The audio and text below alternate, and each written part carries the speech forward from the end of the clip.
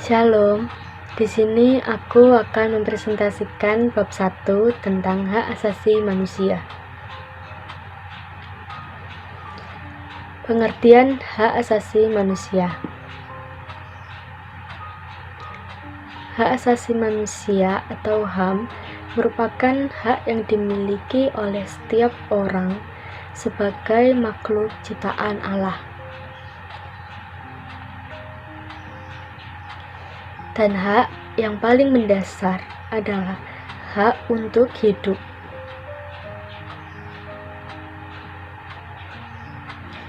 Berikut beberapa macam dari hak asasi. Yang pertama, hak asasi negara. Hak asasi negara mencangkup hak untuk hidup dan merasa aman, hak milik pribadi, berkeluarga, menyatakan pendapat dengan bebas, memeluk dan melaksanakan agama atau kepercayaan, dan berkumpul dengan damai. Yang kedua, hak-hak politik.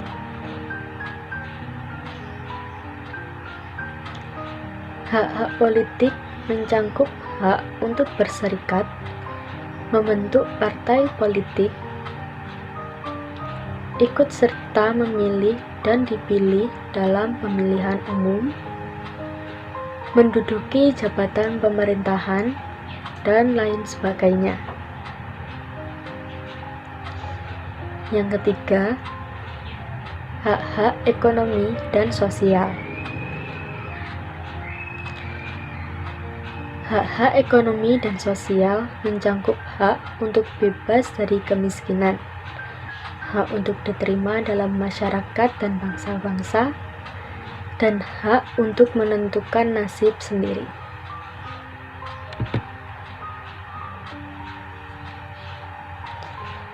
Kebebasan menurut Tain Revich ada 4. Yang pertama, kebebasan berbicara dan berpendapat. Yang kedua, kebebasan kepada setiap orang untuk beribadah kepada Tuhan dengan caranya sendiri. Yang ketiga, kebebasan dari kekurangan, yang artinya setiap negara berhak untuk hidup damai dan memberikan kedamaian bagi masyarakatnya serta kesehatan yang baik. Yang keempat, kebebasan dari rasa takut, yang artinya setiap negara dan masyarakatnya memiliki hak untuk bebas dari serangan dan intimidasi.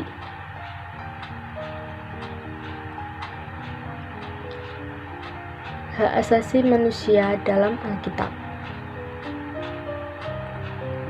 Dalam Alkitab, hak asasi manusia berbeda dengan hak asasi manusia yang kita pelajari.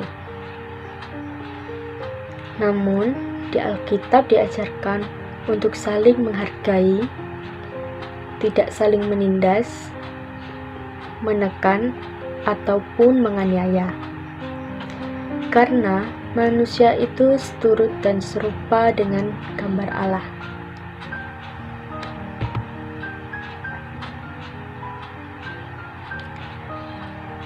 Dari contoh gambar tersebut menunjukkan seorang mahasiswa yang berbondong-bondong berdemonstrasi hingga melewati batas yang ditentukan.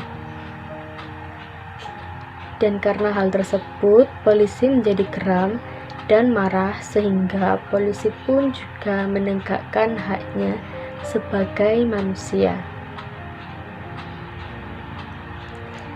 Sekian dari video presentasi saya. Terima kasih. Tuhan Yesus memberkati.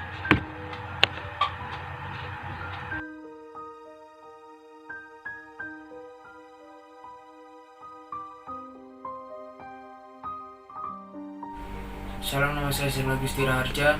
Saya dari kelas 12 IPA 1. Absen saya adalah 27. Saya di sini ingin menjelaskan tentang hak asasi manusia pada pelajaran agama Kristen.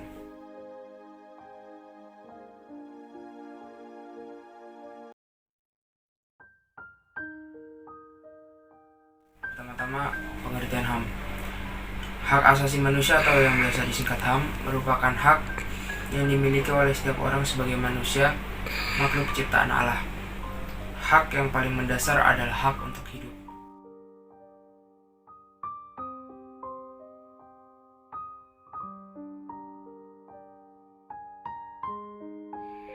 Pelanggaran HAM tidak hanya dilakukan oleh individu tertentu.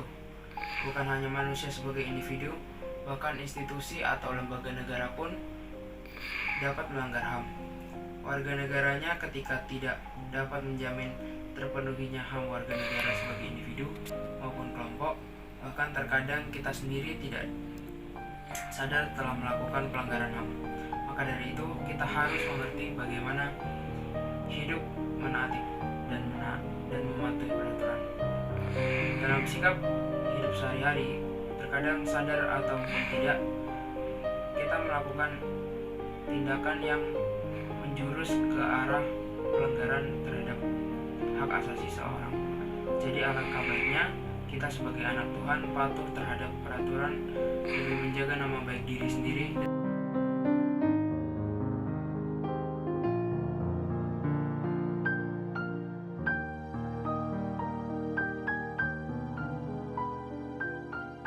Antara praktik hak asasi dan pelanggaran hak asasi manusia. Pada gambar di samping kita dapat melihat pada nomor 1 ada orang yang melakukan praktik HAM. Pada gambar nomor 2 ada yang melakukan pelanggaran hak asasi manusia. Dan yang ketiga adalah korban terhadap pelanggaran tersebut.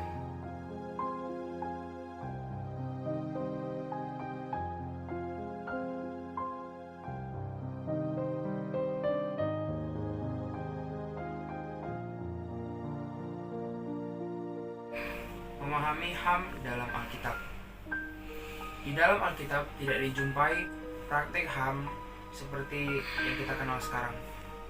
Namun dari Alkitab kita dapat menemukan benih-benihnya agar selalu dapat menghargai dan menghormati nyawa seseorang,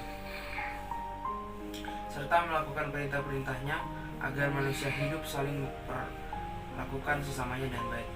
Mazmur 133 berbicara tentang suatu masyarakat yang hidup bagai saudara. Masyarakat yang hidup rukun seperti ini tentu akan saling menghargai sesamanya. Mereka tidak akan saling menekan, menindas, memeras, apalagi menganiaya.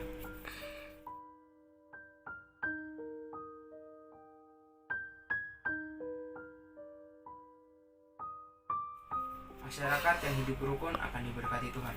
Kepada masyarakat seperti itulah Tuhan Allah akan menimpakan berkat-Nya. Mengapa demikian? Karena Allah sendirilah yang menciptakan manusia menurut gambar-Nya. Kesegambaran itu menunjukkan bahwa manusia adalah makhluk yang memiliki hak dan martabat. Hal itu tidak dapat dirampas oleh siapapun atas alasan apapun. Semua manusia sama di hadapan Allah. Manusia tidak hanya diciptakan sebagai makhluk individu, melainkan juga sebagai makhluk sosial. Oleh karena itu, HAM diwujudkan antara lain melalui hidup rukun sebagai sesama manusia, sebagai yang tercantum dalam kitab Mazmur 133.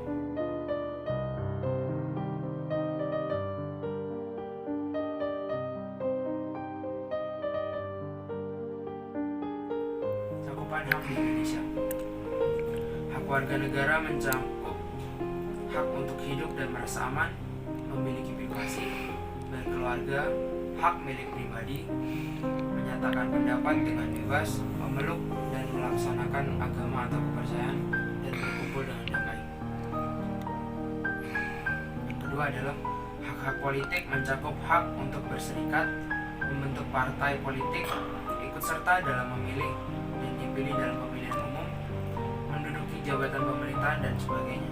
Yang ketiga, hak-hak ekonomi dan sosial mencakup hak untuk bebas dari kemiskinan, hak untuk diterima dalam masyarakat dan bangsa-bangsa, dan hak untuk menentukan nasib sendiri.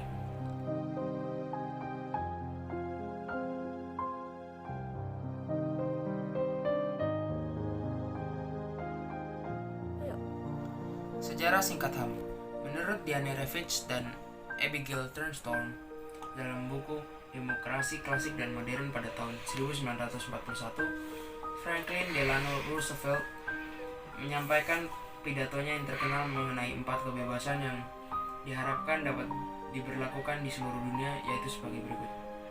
Kebebasan berbicara dan berpendapat dimanapun juga di dunia. Kebebasan kepada setiap orang untuk beribadah kepada Tuhan dengan caranya sendiri dimanapun juga di dunia. Ketiga, kebebasan dari kekurangan. Yang ketiga, kebebasan dari kekurangan artinya setiap negara berhak untuk hidup damai dan memberikan kedamaian bagi masyarakatnya serta kesehatan yang baik. Yang keempat, kebebasan dari rasa takut. Artinya setiap negara dan masyarakat memiliki hak untuk bebas dari serangan dan intimidasi maupun invasi negara lain maupun negara tetangganya.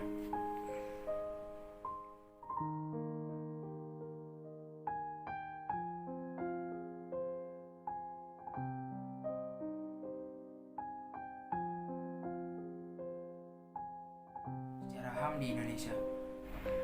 Bangsa Indonesia adalah bangsa yang cukup banyak mengalami kepahitan akibat kehilangan hak-hak dasar sebagai manusia melalui penjajahan selama 3,5 abad. Termotivasi oleh kesadaran HAM, maka para pejuang mendirikan organisasi Budi Utomo sebagai organisasi pertama yang bersifat nasional. Mereka memperjuangkan adanya kesadaran untuk berkumpul dan mengeluarkan pendapat sebagai hak yang harus dijalankan oleh setiap orang. Tentu saja, gerakan ini ditentang oleh pemerintah Belanda yang menjajah Indonesia. Selanjutnya, perjuangan kemerdekaan Indonesia dimotivasi oleh adanya kesadaran akan hak-hak asasi manusia. Perjuangan hak-hak asasi manusia di dunia, khususnya di Eropa dan Amerika, turut mempengaruhi pejuang bangsa Indonesia untuk memperjuangkan hak dasarnya sebagai manusia, yaitu kebebasan dan kemerdekaan. Panitia Persiapan Kemerdekaan Indonesia yang mempersiapkan UUD Negara Republik Indonesia dan Dasar Negara berdasarkan pemahaman tentang demokrasi dan HAM. Sekian dari saya, inilah presentasi saya tentang hak asasi manusia. Saya Zebra Gusti Raharja, berterima kasih dan memohon maaf atas semua salah kata yang telah saya katakan pada presentasi ini. Tuhan berkati.